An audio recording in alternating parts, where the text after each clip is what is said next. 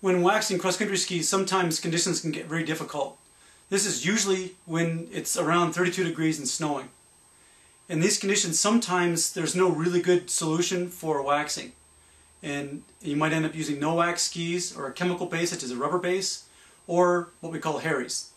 Hairies is when you use sandpaper and you roughen up the middle of the kick zone, and then you treat it with something like Helix.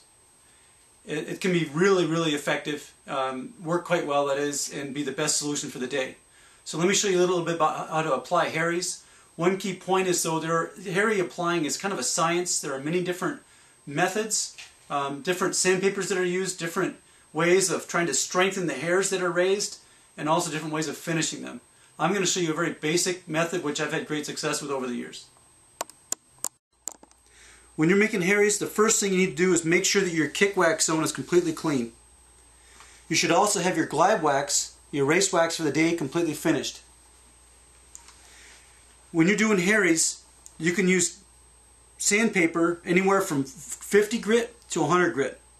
Sometimes people use a coarser grit in the middle where it's more difficult to have contact with the snow.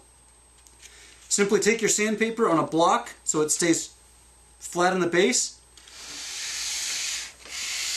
And what I like to do is go straight up and down with a lot of pressure.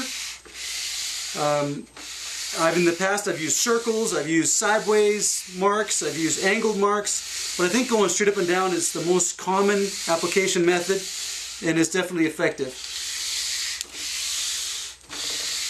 Your goal here is to try to kick up as much hair as possible. Once that's been done, I take some Helix.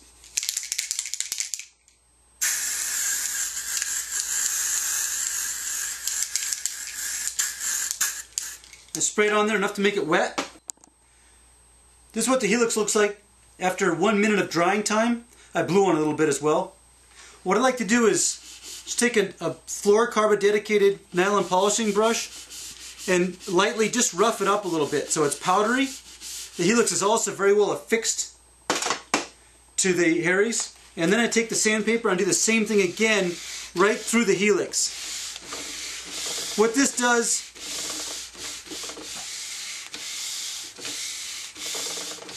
is give you sharp, strong hairs to kick off of, but it also means that they're hydrophobic. If you don't do this step, the Helix might clog up your hairs a little bit and you'll get worse kick. So this is still very hydrophobic, and at this point we're done and I go and ski on it.